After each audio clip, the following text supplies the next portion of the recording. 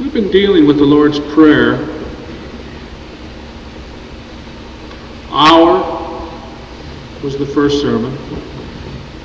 What we meant by our, not just individual, not just mine in the world of where I seem to be the center of the universe, but our, where there's a broader concern. And not only a concern with the church, but the church people outside of our particular denomination, the church people outside of the Protestants, the broader dimension of those who seek God in their lives and have an understanding of God.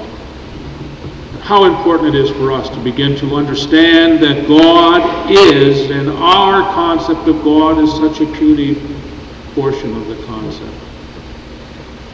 Father. We talked about the problems of that in terms of the contemporary sexist language, and yet at the same time acknowledge that there are times when terms are used not in male and female, but in terms of function. And this is a functional term.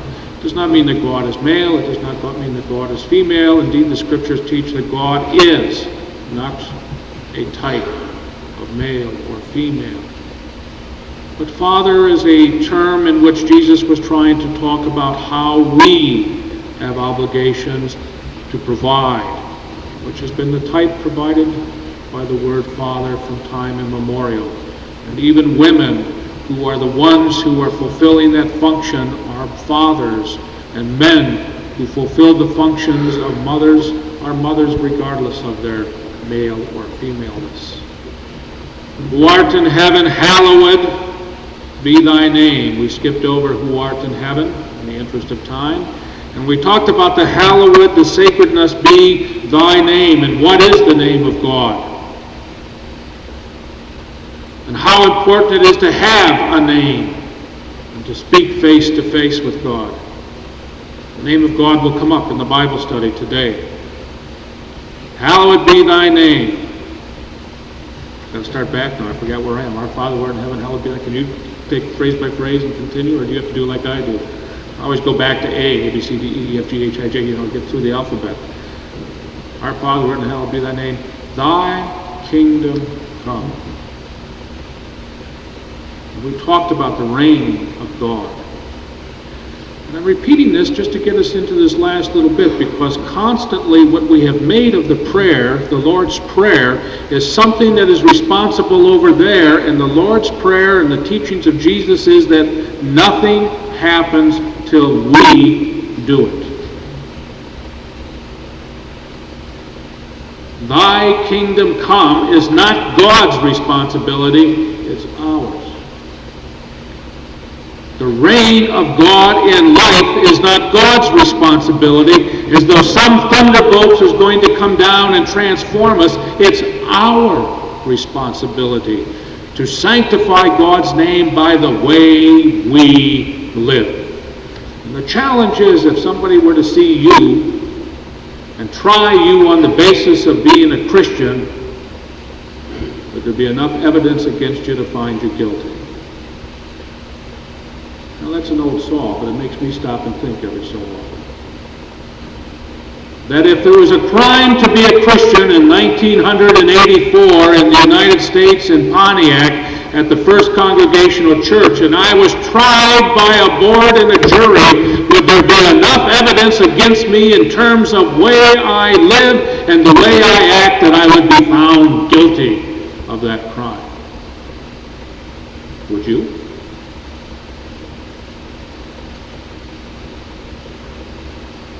Thy kingdom come only comes when we act in such a way that we transform. Thy will be done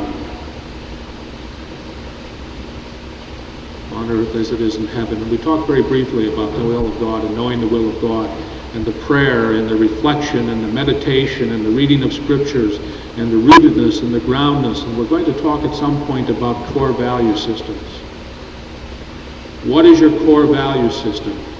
What is it that is such a very important part of your existence that everything is dependent upon your understanding of that core value system?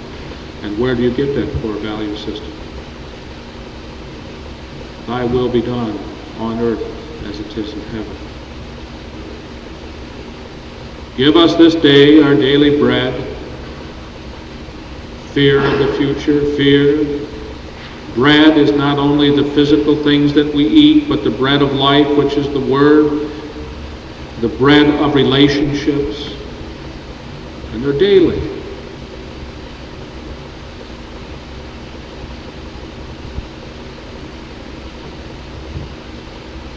Probably the most difficult sermon I ever preached, and forgive us our debts as we forgive our debtors. Difficult because we were saying some things in that sermon that are not popular to say, that those who have committed the error have obligations as well as those who have the obligations to forgive. And we focus so much on forgiving other people that we forget that we have a relationship. When I've done something wrong, I need forgiveness, and I have obligations, and there can be no forgiveness without repentance, because that doesn't mean forgiveness.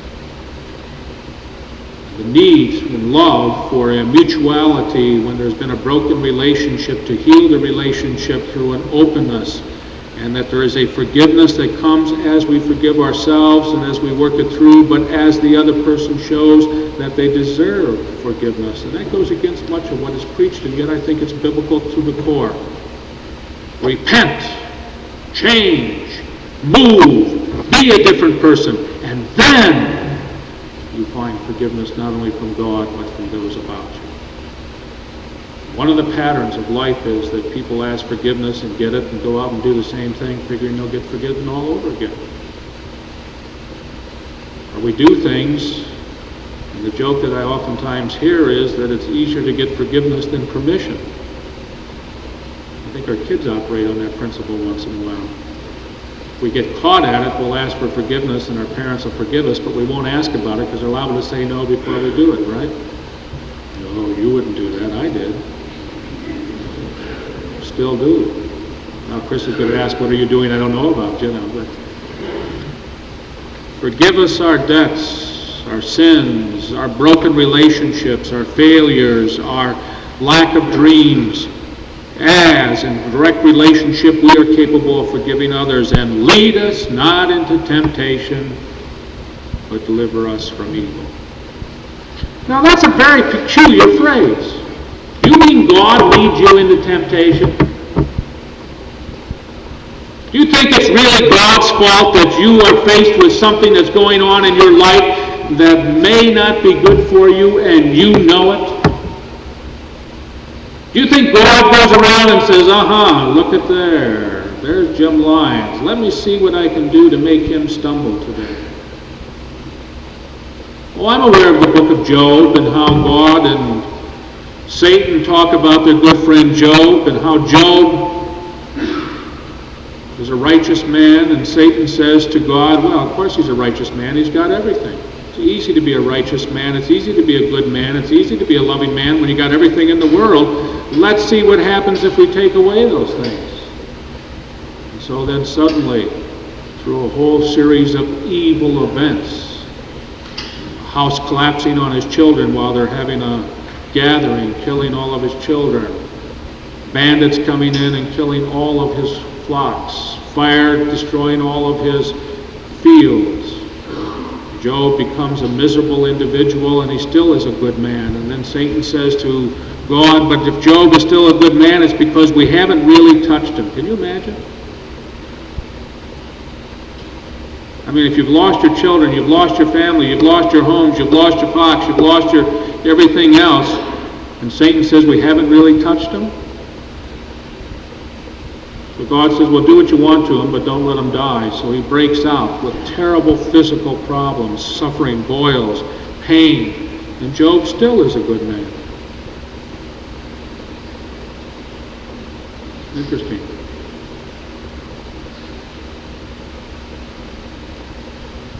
His core value was one of righteousness, of honor of God. It was not a trade-off with God. If you do this, God, I'll do this. If you will give me this, I'll do this. If you will give me only this little bit, then I'll praise you forever. His praise was one to God of the core value that no matter what happened in his life, even though I suffer, I will sing praises unto you, O God. And that's the key thing. It's the essential thing. And yet in this story, which I think is really a story rather than a true happening, God seems to be tempting an individual.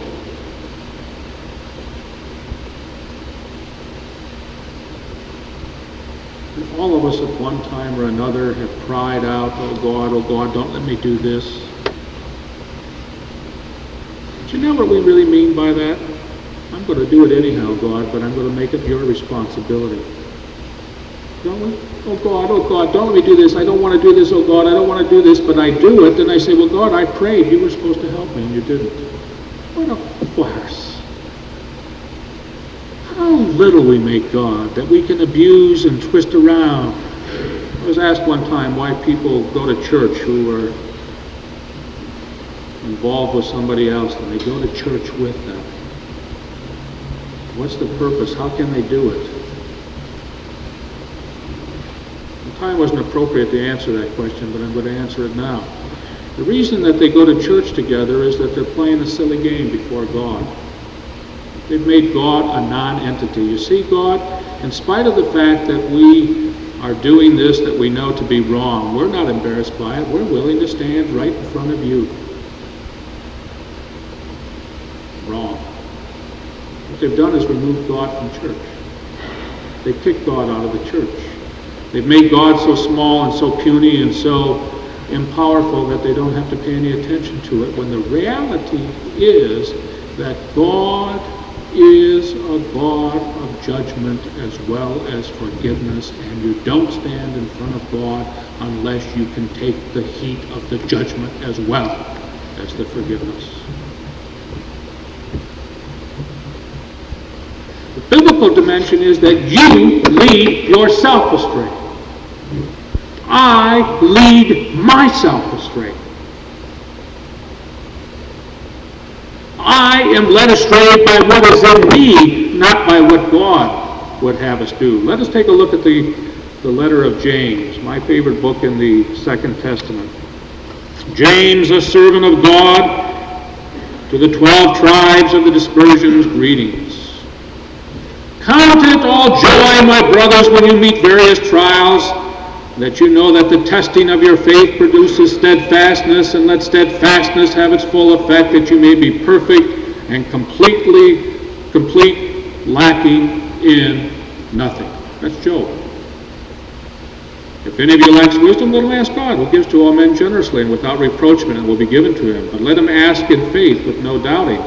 For he who doubts is like the wave of the sea that is driven and tossed by the wind. For that person must not suppose that a double-minded man, unstable in all his ways, will receive anything from the Lord. So what I mean about the Bible throwing it on us? We've made it so simple. We want God to do it all. Wrong. We do it. It's our responsibility. Let the lowly brother boast in his exaltation, and the rich in his humiliation, because like the flower of the grass he will pass away. For the sun rises with its scorching heat and withers the grass, its flower falls, and the beauty perishes. So will the rich man fade away in the midst of his pursuits. So will the poor man fade away in the midst of his pursuits. So will all of us fade away in the midst of our pursuits. Therefore, are our pursuits the central thing in our lives, or do we have something more central? I don't read anymore in the newspaper the stories of the successful people in Detroit. I'm not sure that many of them are successful. Well, they have money, they have position, they have power. But are they successful people under God? I'm more interested in the people who are able to live God in their lives. Blessed is the man who endures trial, for when he has stood the test, he will receive the crown of life which God has promised to those who love him. Now, we come to the real crux of the matter. Let no one say when he is tempted, I am tempted by God, for God cannot be tempted with evil, and he himself tempts no one. But each person is tempted when he is lured and enticed by his own desire. And desire, when it is conceived, gives birth to sin. Sin, when it is full grown, brings forth death, meaning spiritual death.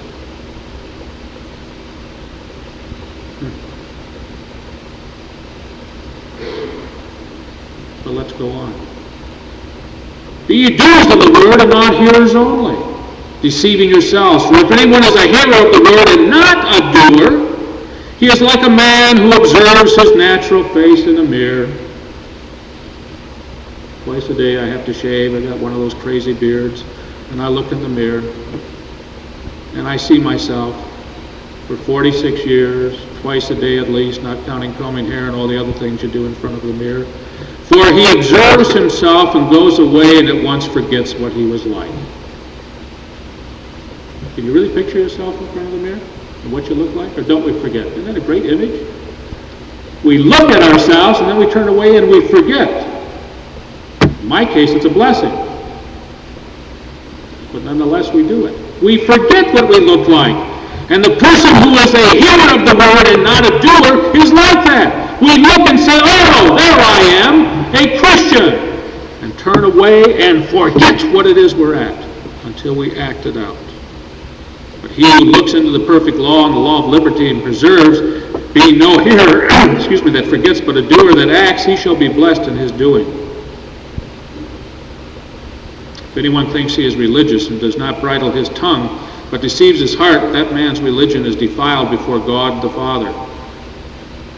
For religion before God that is pure and undefiled is to visit the orphan and the widows in their affliction and to keep oneself sustained from the world. There's no word in there about saying what you believe, is there? Oh, I know belief is important. I'm not putting that down, but I think too often we put all of our emphasis upon what we believe, and we don't put our emphasis upon our actions, and our actions speak louder than our beliefs. Our actions speak louder than our words. Our actions speak louder to our children than what we say to them. And we have obligations, and that brings us back to the whole question, would you be tried as a Christian and found guilty? We have obligations to act out. So the first thing I think we have to acknowledge is that God does not lead us astray, we lead ourselves astray. We are the individuals who have somehow or another dealt with ourselves in such a way that we have gone and done with full knowledge of what we were doing, what it would cost, what it would cause, the problems it would cause, not only within ourselves but among others, and with that full knowledge oftentimes try to justify it as an act of love before God. And that is a defilement of God, a defilement of God's love. Martin Luther one time said, if you're going to sin, sin boldly. And I would say the same thing. If you're going to sin, sin boldly, but please don't bless it with God, because what you do is defile God and all that God stands for. Deliver us from evil. What's evil? In the Greek, it can mean two things. It can mean the evil one. We don't talk much about Satan or the evil one, probably because most of us in a rather liberal tradition aren't sure there is Satan and an evil one. But we certainly know what evil is in the world. We see it in Vietnam, continuing as people have lost their lives in slaughter. We see it in Iran and Iraq, that war where over 300,000 people have been killed. That war where in the name of religion people are fighting each other, though they share the same religion, just different branches of it. That war where from the Iranian side, young teenagers, boys this age, are taken into the army and indoctrinated and then chained together and marched across minefields to blow up the mines so that the tanks can follow without any danger to the tanks. We see the upheavals in Lebanon, where Christians, Druze, and Muslims are slaughtering each other. Men, women, and children are being assassinated. I think we know what the face of evil is all about. There's a second face of evil, and that is not only the actions, but our lack of response to it. Why do we accept it?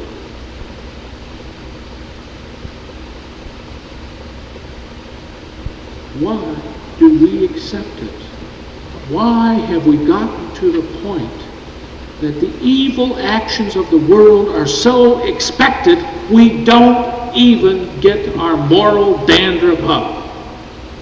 We accept it.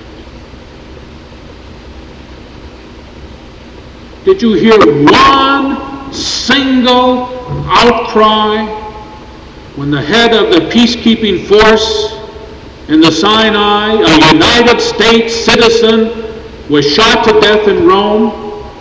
It was reported. But where was the public outcry against the perpetrators of that crime? We didn't hear a thing.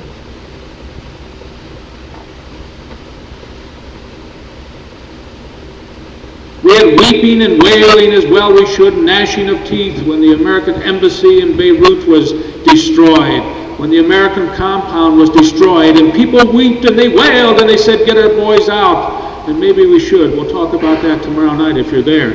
But the fact of the matter is, where was the moral indignation that people are slaughtering people? We didn't hear a word.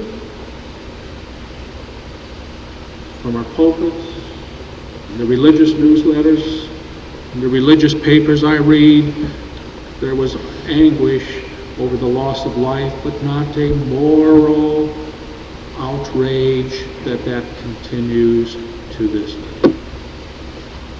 Why is it that we accept crime in our neighborhoods and do everything we can protect ourselves against it? And we have an elaborate system here in the church with alarms and so on, and we so accept it that we do not have a moral outrage that crime continues. You know what I mean? We have gotten so accepting that we have forgotten that there is a truth of God that brings a separation between right and wrong and helps us to make those decisions and gives us the core value to not only make the decisions but to stand strong. Oh, it takes something. It's not easy. You're misunderstood. You're a do-gooder. You're self-righteous. All the things that the world uses to deprecate what we're trying to accomplish in a godly sense comes at us. But the fact of the matter is, somewhere along the line, the people that are going to make a difference in the world are not those who do not have God in their lives, but those that do.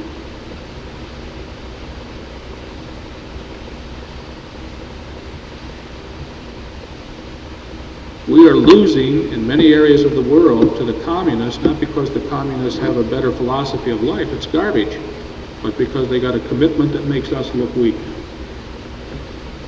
We're losing to the people in our society that are filled with hatred and bitterness, not because they have a better philosophy, but because they're so committed to it, and we're weak. Part of it we're going to be delivered from evil is not only if we're to understand the whole prayer that God's going to do something like this, but that we are going to do something to stand up. And it's the committed Christians that make a difference. It's the committed Christians that are pulling together that are going to change our society. It's the committed Christians and working with some others who are committed within the Jewish community and some of our other religious communities that have the same concept of the validity of God and life that are going to make this possible for us to continue. Either that or we're going to turn it over to the forces of evil. It's a Christian who says it's important to have money. We all have some importance on that, but that's not our sole focus in life. That's going to say that the drug scene, which is not only rotting our children and causing tremendous dissension in our society, but is ruining the economic base upon which we live, and that economics is not the important thing. It's going to be the Christian who's going to say $1 million deal isn't any importance if the $1 million is destroying a life. That's not something the world will say. That's not something evil forces will say. That's not something that the criminals are going to say because the $1 million is important to them. They don't care about the lives of kids like this. They don't care as long as they've got something in their pocket called money. It's the Christian that says each one of these kids is worth more than all of that traffic that's coming in, all of the marijuana, all of the heroin, all of the things that are evil in the life. And we support it because we say, what can we do about it? We're going to do something about it. You and I are going to do something about it. Because if we don't, nobody else will. I speak out strongly. Continue to speak out, not only in the area in which I spend most of my time, the Jewish-Christian relations, but in drugs, against abortion, against a number of the things that I think are part of the evils of the world, even though there are some people who stand in the church and the pulpit and bless them and say it's okay.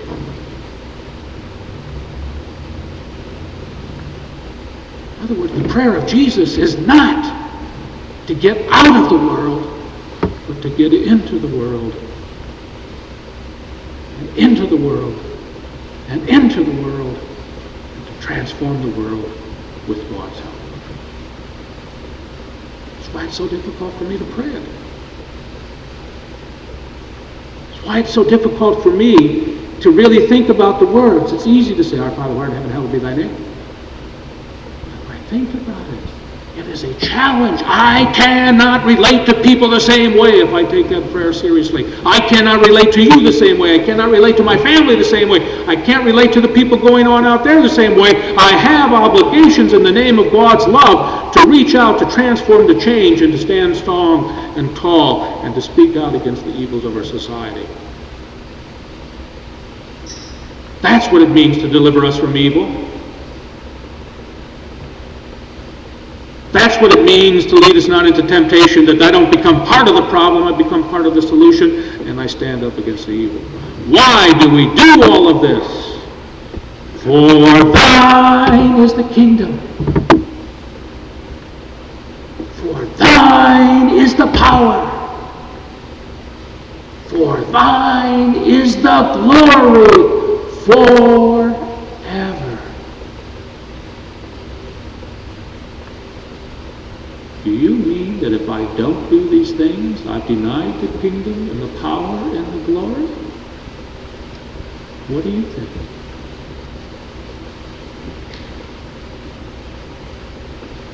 Somebody after church comes up and says, if you don't act out what God would have you do, have you denied the power, the glory of God forever? How would you answer that? And if you answer it the only way the Bible allows you and your own conscience allows you to answer it, then it becomes not just a matter of a statement, for thine is the kingdom and the power and the glory.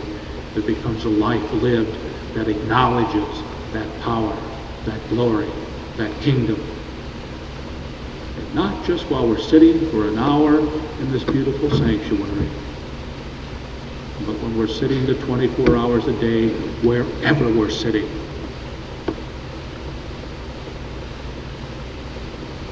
And listen, as the choir magnificently sings the Lord's Prayer.